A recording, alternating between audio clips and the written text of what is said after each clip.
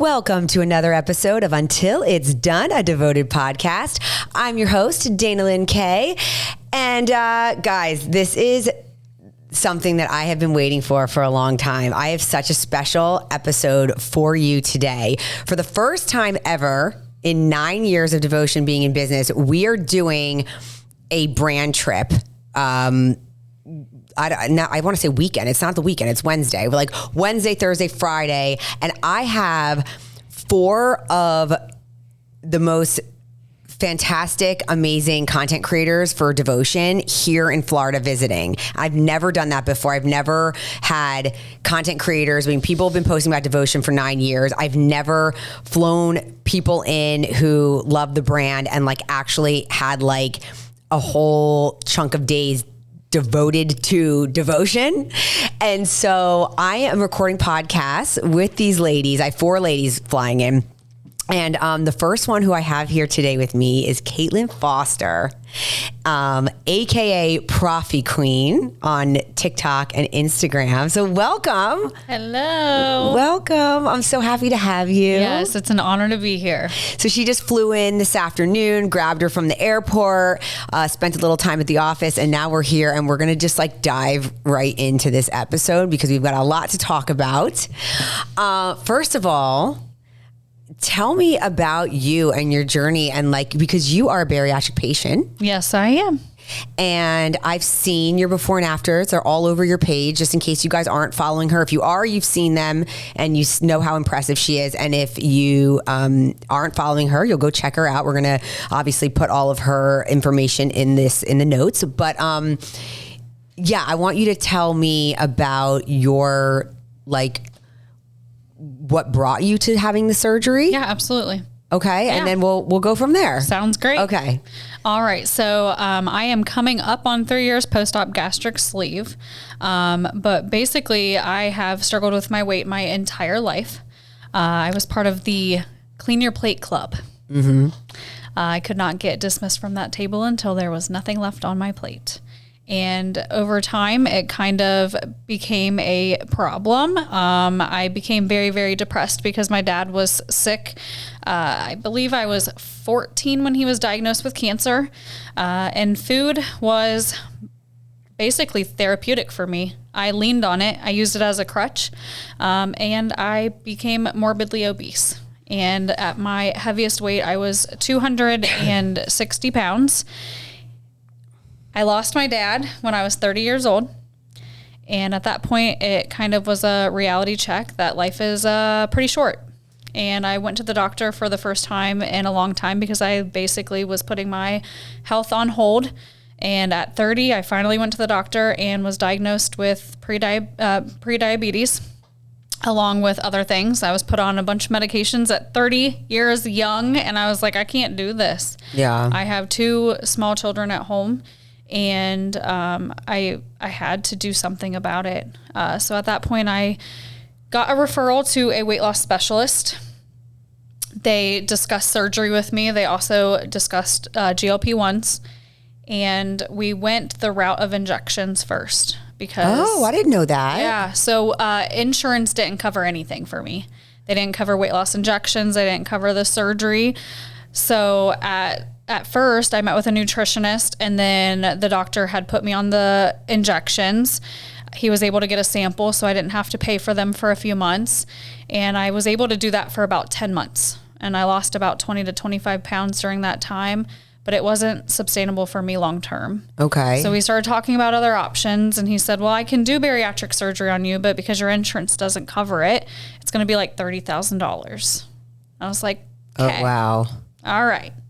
And then we started talking about the injections without the samples and how much those would be monthly. And it was $1,200 to $1,400 a month. Wow. And so I sat down with my husband and we were going through and looking at our finances and stuff. And basically, and I hate admitting this, but I put my health in the hands of like basically applying for a personal loan. And I thankfully was approved. But with that being said, I had to start looking at other self-pay options. I started looking into going to Mexico, and my husband was totally against that. Right. Yeah. So I started finding places local to me, and I did find a place within a couple of hours, and it was the cheapest that I had found, and it was $14,000, I believe. Oh, wow. And was able to get that personal loan. So it was kind of like, hey, do we pay, the $200-$300 a month for the personal loan, or do we pay the $1,200-$1,400 for the injections that aren't really giving you the results that you're wanting, and they also aren't making you feel well? And so I went the route of getting the gastric sleeve. So backing up, what age did you start struggling as a child? So it's really hard because all throughout my childhood, I'd struggled with my weight.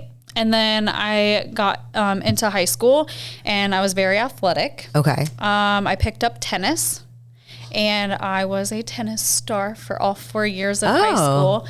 It was one of those things that, like, back then, like now looking back, I was like, I thought I was at my heaviest then.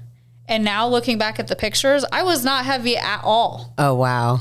Yeah. But I was very athletic. I played tennis through the winter. Like, I was year-round tennis star for 4 years. And then as soon as I had graduated high school, I moved out on my own and got pregnant. Okay.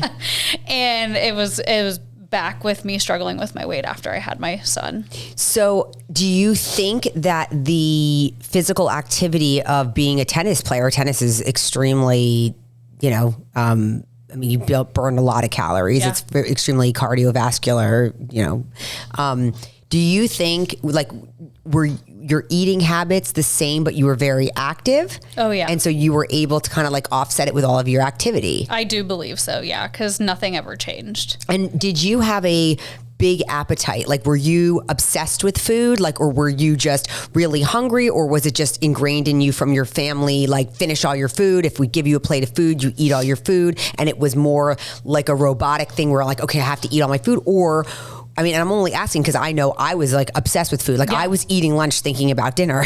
Yeah. And the thing I struggled with for the longest time is I never really sensed being full. I just ate to eat. Okay. Out of boredom. Or I was at home by myself because I basically raised myself with my sister. And I just ate to eat. But I do. And was it like an emotional thing? Like, I'm an emotional eater. Yeah. So it's like, if you like, I was bored or I was sad or I was stressed or I was bullied, it was like food was my friend. Yes. Yeah. That's exactly what it was. Okay. Yeah, because definitely my freshman and sophomore year, my dad almost passed away like 4 different times. Constantly in the hospitals or the and that's stress. Homes. Oh my gosh. So what I would do is literally go to food. Yes. My mom and I have a terrible relationship to this day. So I was alone all the time. Yeah. All the time. So you hear that a lot about people who struggle because for me, food was like an emotional, it was an escape. Yes. So yeah, I was just curious about that with you because I think that the activity thing isn't interesting. I didn't know that you were a tennis player. Yes. And being that active, a lot of people have said, even with me, with my daughter who, is in her own little, battle right now, being 12 years old, people are like, get her into an activity, get her active. I guess if a sport doesn't click for a kid, it's hard. Yeah. Like you're lucky that tennis clicked with you at that time because gosh, like to get that physical activity, I mean, your obesity probably would have started sooner than if you absolutely. were, right? Because in middle school, I was obese. Okay. So then the tennis definitely helped. And I think for me, just because of everything I was going through during my high school years, that was like the only stable thing that I could lean on was tennis. Yeah. Yeah. Wow. It's nice that you found that sport though, because I like hearing that. And I'm glad that you say that it's a sport because I can't tell you how many people don't think. I was a tennis player. I was the first single star in my high school. Yeah, hit up the court. No, I didn't even know. I know. I'm like just discovering this about you. I had no idea. No, that was my sport. I'm like, I really would love my kids to get into tennis. I've been trying. Like they fight me as though it's a punishment. I'm like, guys, it's such a fun sport. Like I don't understand. It is. So when you had your surgery, did you, I have a few questions. I have loaded questions for you, but, do you feel, well, first of all, okay, so the surgery happens and then like when people have the surgery, you're like losing weight then like immediately, right? Because like all of a sudden you've got. Not everyone. Some people lose really, really slow. Okay. was a fast loser. I lost a majority of my weight within, I don't know, 6-8 months. Okay. So that's really interesting. So do you feel that your relationship with food, because I know a lot of people where they get the surgery and then their brain isn't really like ready, like caught up to the fact that their stomach now, you know, you have limitations, right, with how much you're eating, but then how do you feel the relationship with food now shifted? Like as soon as you went through the surgery, did you feel like your relationship with food changed? So to be honest with you, I never really thought I had a food addiction until they put me on that 2-week liver shrinking diet before my surgery. And then I was like desperate and like licking the seasoning off of Dorito chips. Oh my gosh. Wow. And my husband's like, what are you talking about? And I was like, no, I honestly never saw anything wrong with the way that you ate. Yeah. Until they put me on that diet. And it was a huge wake up call.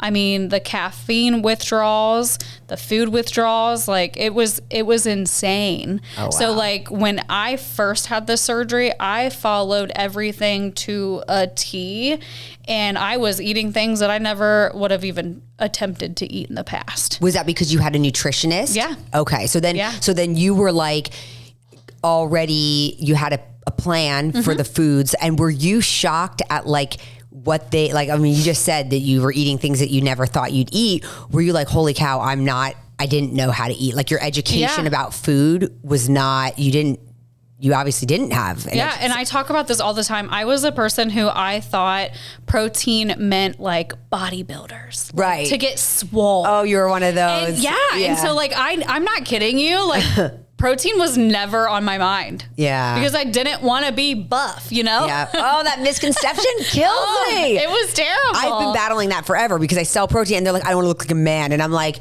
do I look like a man? Like what? I mean, I eat so much protein. Like what? You think it's going to magically happen just because you eat protein?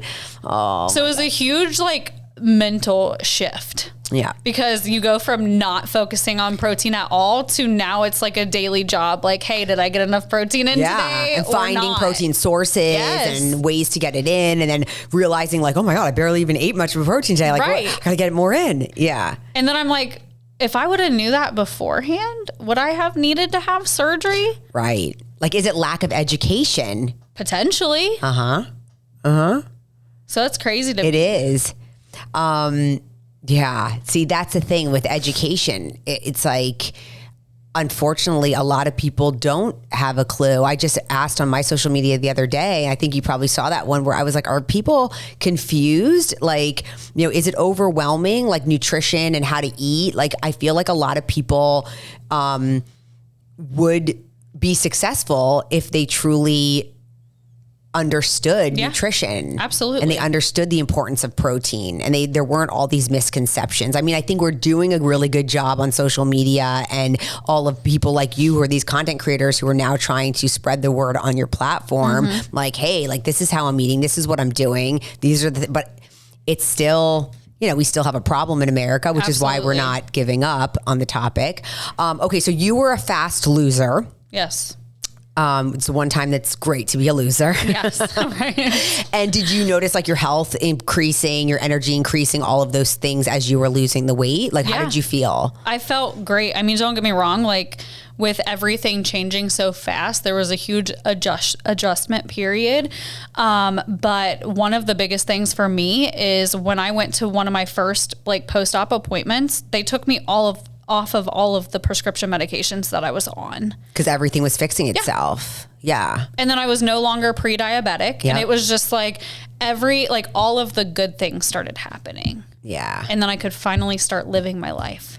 And did you feel like this was like a whole new chapter, like a whole new life, a new beginning? Like, did you start feeling like some people don't recognize themselves and they're like, it's like a new skin. They're like, oh my God, I didn't even know who I am. It's like, that was their identity, being like the heavier one. Yeah. Or, I was always the fat, funny friend. Right. Always. Right. But I think also like for me personally, with being a mom, it's hard to take that time for yourself. Yeah. A lot of people struggle because it's just like one of those things, like you give and give and give, but to other people, but you never give to yourself, to finally be able to like pause and be like, hey, I actually have to pour into myself, take care of myself, so that way I can give to other people. It's like that mom guilt that you hear about. It's terrible. It's terrible. And it's like, that you feel guilty, like if you're spending time, like taking a walk or doing something that's not involving your kids, but it's like, okay, well, when is it time for you?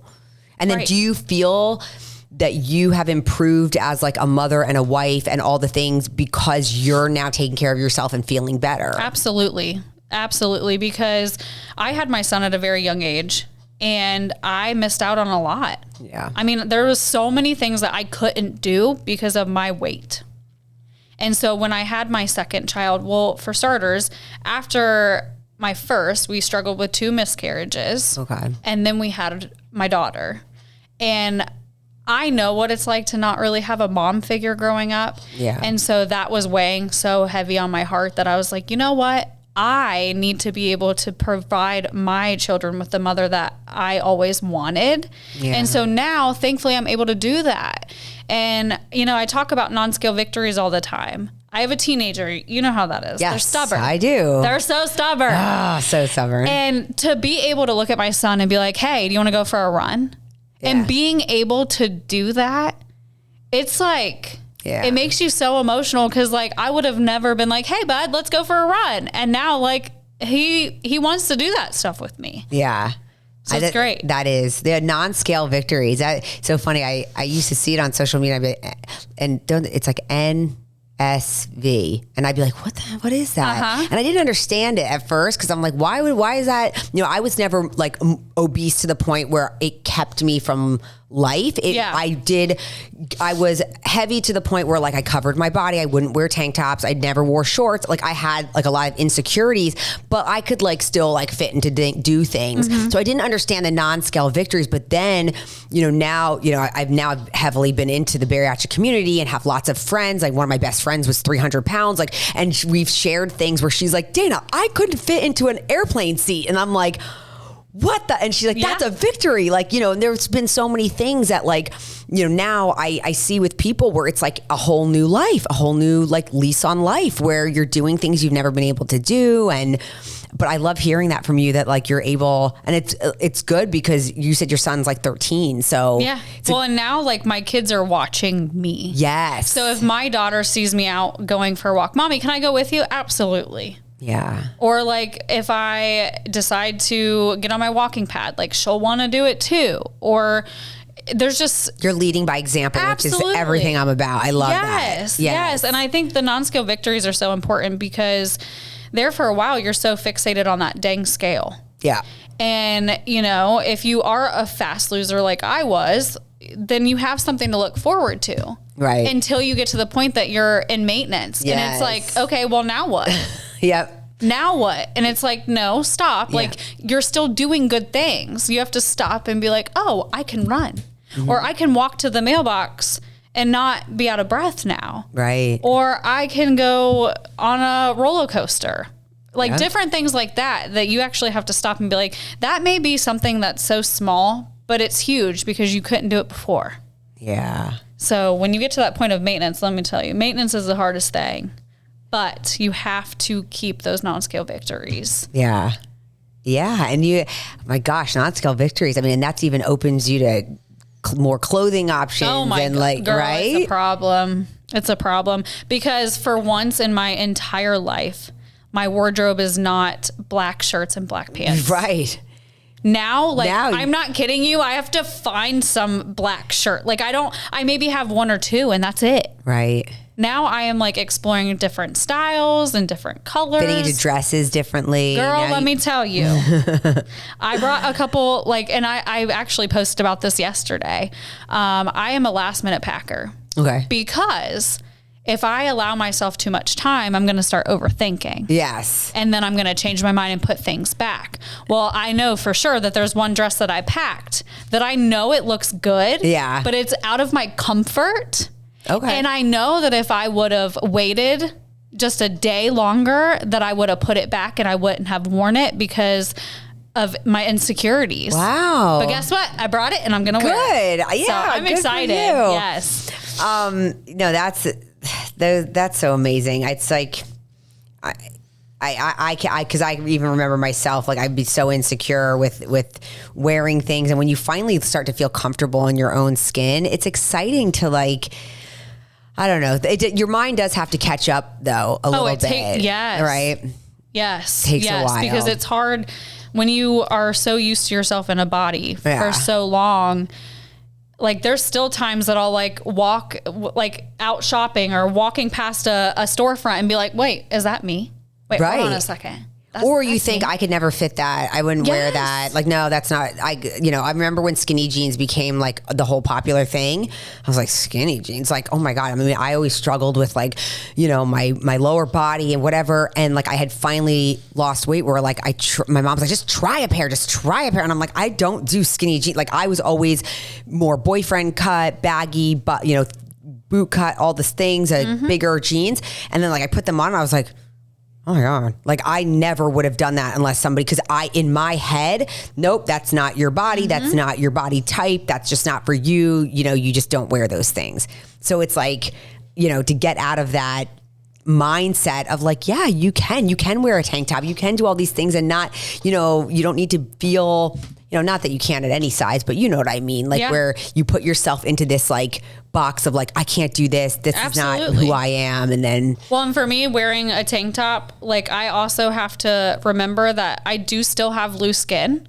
Like, don't get me wrong. Yes, I had plastic surgery, but like I didn't get all of my insecurities fixed. Right. So like, it's still a thing. Like just today on the airplane, I'm sitting there putting my makeup on the airplane and I can see my loose skin on my arms jiggling around. And I'm like, why did I wear a tank top today? But like to me, it's like, no, I look at you and I don't even see it. We've been hanging out for hours and it doesn't even, you pointed it out, but like you're insecure about it. But like, to me, until you said something, I'm like, I never even noticed that on you. Yeah. Like it's the way you carry yourself. If you have like, you're confident, if you pull off a certain vibe, it's like if you're hiding and you're feeling insecure, like people feel that, but like you don't put that off. So I didn't even think about your arms. I try not to, but it's like one of those things that you're constantly like, if you're out and about, you constantly think that people are picking zeroing in on that, but we're looking at the whole package. I'm not like, look at her arms. Like, I'm not. Like, I'm just not. But there are people out there that do. There are because they're insecure. Yes. Like, I'm secure, so I'm not pushing, absolutely, picking you apart. Like, I'm looking at all of you. I know you. I love you. I love your personality. Like, I think, you know what I mean? So, like, I think you're great. And, like, I'm not like, oh, look at that. Oh, look at that. Like... Oh, yeah, no, I know it's true. There are people who are, and on social media, which we'll go, we can dive into a little social media. You have a platform, and you call yourself Proffee Queen. Yeah, which that name was given to me. Yeah. Really? Tell me about that. Well, I started sharing my journey on TikTok first, when I started my pre-op diet. And if you go all the way back, it's so crazy to see how far I've come. Yeah. Because I was this like innocent girl in the kitchen that just talked like this. And there was no confidence behind this person. But yeah, I just started sharing my everyday journey, whether it was things that I was making, or I would make my coffees, or I would just share about like my victories on the scale and things like that. And it just became a thing. Yeah. That's cool. Crazy. That's cool that it evolved. Yeah. I mean, you've got a great platform. And it's funny how the nickname stuck, because some people be like, oh, Proffee Queen. You know, it's not even like they use your name. They just know you. Well, then they would be like, you realize that Proffee's been a thing for a while. And I'm like, I never said I invented it. Somebody literally called me the Proffee Queen one day and I just ran with it. Yeah, okay? But that's cool. I mean, yeah, I've been making Proffies, oh my God, since for 9-10 years, whatever. It was like one of the first things I started doing with devotion, because I was competing while I was using it, and I needed an afternoon pick me up for my cardio. And so I made it into a creamer, poured it in, because I couldn't have like creamers or milks. I mean, I was like bodybuilding, but I was like, I can use protein. Yeah. So I was like, hell yeah. And I needed to get my protein in. Absolutely. Because I was a bodybuilder, but I did not look manly. So that's just like, so yeah, your platform. So behind your platform, like now and you talk about all kinds of things on your platform. Oh, it's an open book at this point. Yeah. And you have like a really cool little following of like people who really know you, really have followed your story. I mean, I'm sure people are discovering you all the time, but like, so what would you say the mission behind your platform is? Just to be authentic, be relatable. I open up about very sore subjects in my life that I deal with on the daily, whether it's my relationship with my mom or if it's the relationship that I had with my dad and after losing him. And then, I share stuff about mom life. Yep. I feel like it's crazy because I started doing like live streams first thing in the morning. Mm-hmm. And I was like, you know what? I'm just in the kitchen, might as well put my camera on. And it just brought a whole swarm of people that were like, hey, there's someone on the internet that is showing real life stuff that we can relate to. And it makes us feel less alone. Yeah. And that's huge to me because the whole reason I actually started my platform is because I didn't really know anyone who had bariatric surgery. I wanted to document my journey. I wanted to find people who could relate to me, learn about different recipes and so on and so forth. And then it's been one thing after the next. It's kind of been crazy how it's all fallen in. And I had this conversation with my husband just the other night, me out of all people. Yeah. Even a year ago, I would have never thought that I would be in Florida on a brand trip. You've opened up so many doors. It's crazy how things are happening. And like another big thing is like, for instance, last summer, I still had all my loose skin. Yeah. I had the loose skin on my stomach. I had my apron. My girls were gone. They were tube socks. And like, I'm on the internet slapping my loose skin around. Like, to show people that like those things are okay and it's normal. And I had a lot of people come out and they're like, oh, you're so confident with your loose skin. And my husband in the background is like, no, she's actually really not. But she's showing you guys these things because she wants you guys to know that you're not alone in this aspect of your journey. Trust me, she's not just slapping her skin around all the time, it's just. So speaking of your husband, now the percentage of divorce after bariatric surgery is like, I mean, I've had people on here, we've spoken about before. It's a heavy topic. It's high. Yeah. And it's high. And so tell me about your relationship through the whole thing, because obviously your husband married a woman who looked different, who had a different confidence, who didn't. Yes. Tell me about like your relationship and like, how have you guys, kind of gone through the whole process, because you've transformed into a different woman than probably he knew before. Absolutely. Yeah. So Aaron and I actually go back a while. Okay. We've been together for 17 years. Oh, nice. 17 years. We met in high school.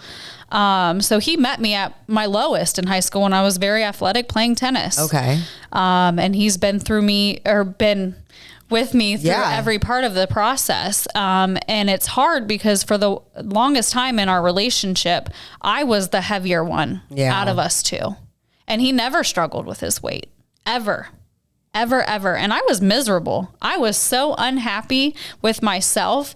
And now looking back at it, like, I give him mad props for sticking with me, because I was a miserable, mean person.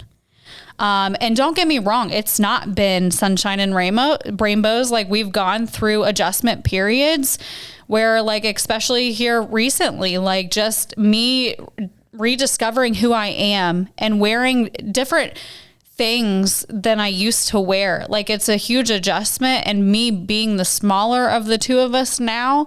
And, he talks about how he's struggled with his weight. So it's hard when the tables turn. You know what I mean? Because for me, I'm like, well, stop talking about it. It's fine. And I'm like, wait, I was that person. Right. And I'm like, no, you can't approach him like that. Like, you gotta be like, gotta calm it down a little bit. Yeah. But no, I mean, he is my number one supporter. He has been through everything with me, and I give him mad props it's one of those things, like, you can tell he truly loves me. Yeah. Through the thick and the thin. Yeah, you guys are the type that survive, And a lot of times you often have to ask yourself, those people that are part of that statistic. Yeah.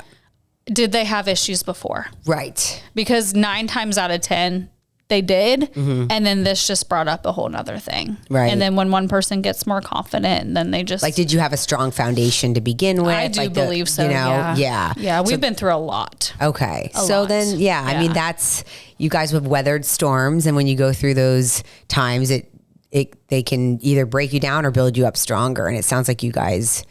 We've put the work in. Yeah. We've put the work in. Yeah. And like you said, like, it's not all like rainbows and sunshine, but like... What marriage is. I mean, everybody has their stuff, and you've got to kind of be like...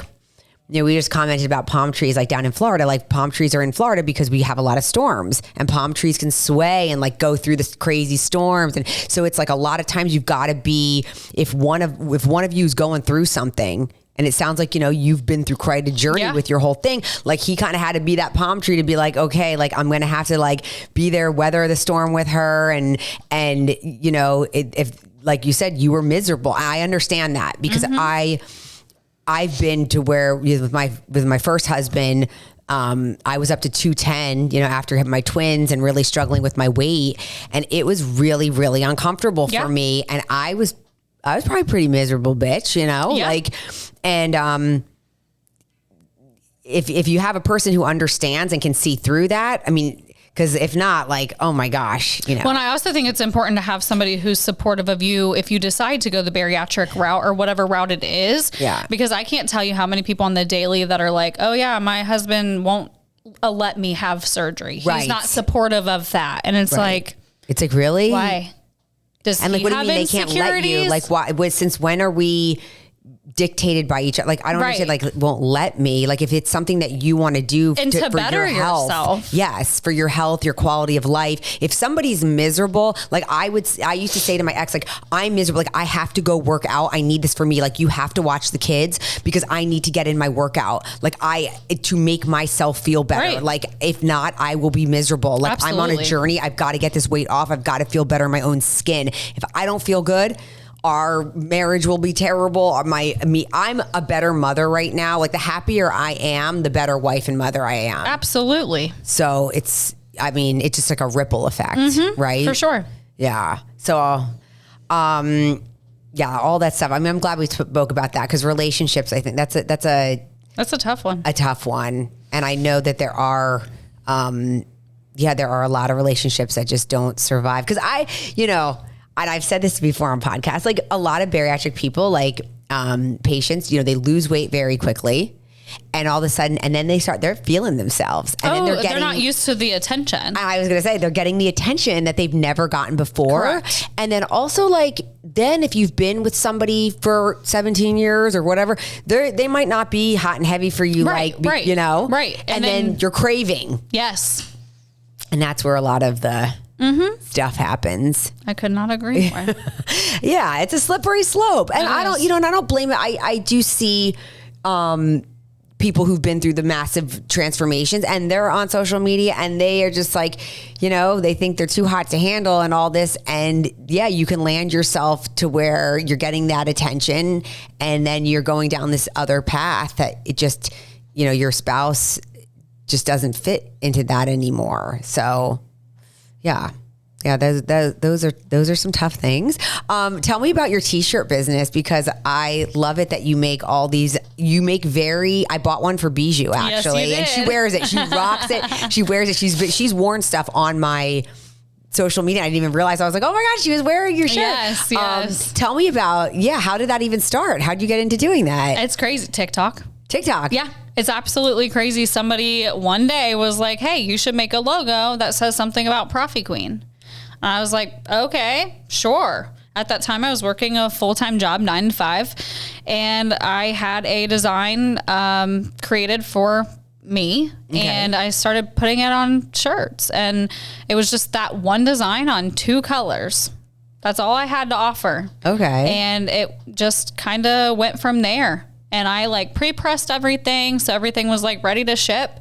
And I was working my 9 to 5 and then coming home and then pressing shirts, bagging them and shipping them out the next day. And I did that for, how long was it? Maybe 5 or 6 months. Okay. And people are like, what do we need to do to make you do this full time? Really? And I was like, Wow. There's just no way. Yeah. There's no way. So what I would literally do is work my 9 to 5 and then be up until 11, 12 o'clock at night working on stuff, get up at 5 o'clock and do it all over again. Wow. And it was crazy. But it was one of those things. I was working a toxic job and it was just a comfort zone. I could always go there and it's like, it's easy. Why not? It's an easy paycheck. It's fine. But it really was taking a toll on my mental health. And I'm like, you know what? If I quit today, they're going to just replace me. Yeah. And it's one of those things, like, if your job is kind of like playing that big of a toll on your mental health, like, just take the leap of faith. And that's exactly what I did. And it worked. It did. And here we are. And your shirts are amazing. They're so cute. Who comes up with all, like, you've some really funny ones. You've got motivational ones. You've got, like, and I'm always, every time I see you drop something, I'm like, who came up with that? That's cute. So it's like, I don't know. It's a mixture of things. So there for a while, it was all motivational stuff and like mental health awareness type of stuff. And then I've found that a lot of people that follow me are kind of, they like that, I don't know, smart ass sense of humor type of stuff.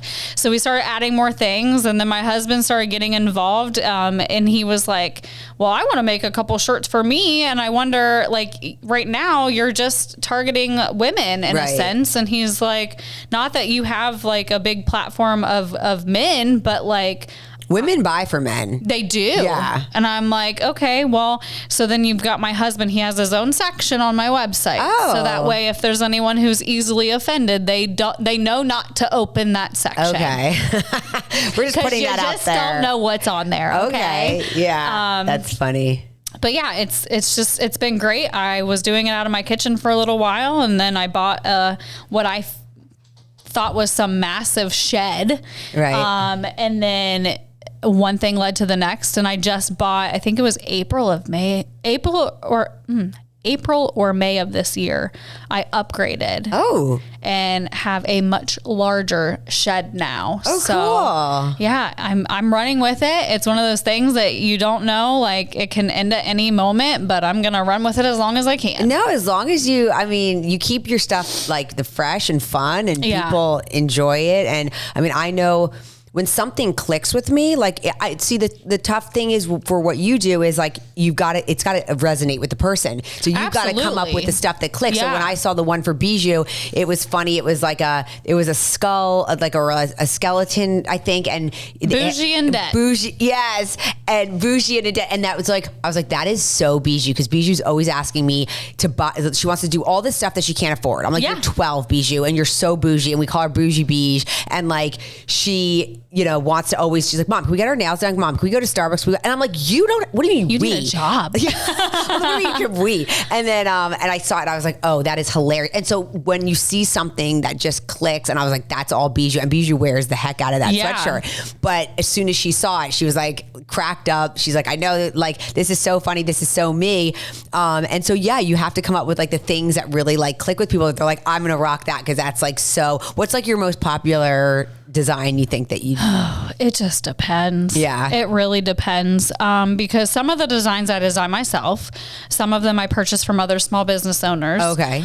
Because that takes a lot of work to like design something. Yeah. But I don't know, I feel like it just honestly depends. What's one that was like a big seller? Like here recently, yeah, I would have honestly, I don't even know, I wanted it for myself, to be honest. Yeah. And it just says homebody. Oh, that's me. That's it. That's would resonate. Literally all that it says. And so many people were like, it's basic, it's simple, I want it. And it's me, because I'm such a homebody. Like if you were like, where do you want to hang out? Like, at home. Like, like my idea, like I get excited for Friday night, not to go out, to actually go home and just like sit on my couch. So that one, it took me by surprise. But honestly, anything that has to deal with coffee. Oh yeah. People are eating that alive. So yeah, coffee is such a that's like, I mean, that's like a no-brainer. That's such oh good. Well, I'm glad that it sounds like your business is really, I mean, to go to a bigger shed now. Yeah, it's a lot. Yeah. But I'm proud I get to stay home with my kids and be more present with them. I do feel mad props to, I mean, you know this, any business owner, it's like open your eyes to close your eyes. Yeah. So many people think that, oh, if you own your own business, it's so easy. You don't. No, it's definitely not it's easy. Stressful. Now, do you ever find it hard to separate your business and your social media and your whole thing? Yeah. Okay. Yeah. Like I'm still trying to figure it out, especially because my shop is on our property. Yeah. It's like a few feet away from my house. Yeah.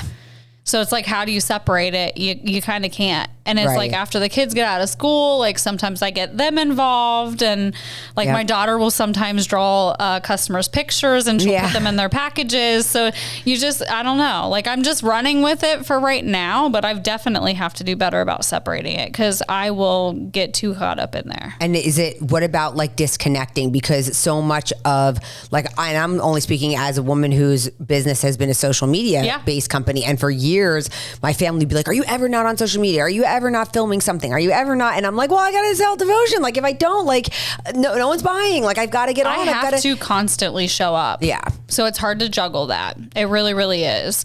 Because one thing that I do almost religiously every single week is a Friday night she shed party. So I'll go live on TikTok at night, 8 p.m. Eastern Standard Time every Friday. I go over all the new drops for the week, and then I'll live press and so on and so forth. And we'll have the music blaring, and we just make it into a party. And I'm not kidding you. If I miss out, there are people in my DMs like, where are you? What's going on? Are you okay? Right. Yeah. Now you've made it a thing. Oh my gosh. Yeah. So now if I don't go live on a Friday, I have to on Saturday because people are like, where are you? What are you doing? What's going on? Yeah. Because a lot of people, they tell me like, we're hanging out with you. Yeah. We look forward to this time that we get to hang out with you in the shop. So. Yeah. No, that's amazing. Yes. Well, this has been, oh my God, we're right at 5 o'clock. Ooh, look at that. We have another content creator who just showed up. She was fashionably late coming in for her flight. Guys, we have more amazing podcasts coming, week after week with these ladies, and this has been like so amazing. Thank you so much for being on. I think that this was like a great episode. I hopefully answered things that maybe people didn't know about you, or they're getting to know you, and your story is wonderful, and we all enjoy following you. And thank you. So thanks for being here. And guys, thank you so much for joining in on another episode of Until It's Done, a devoted podcast.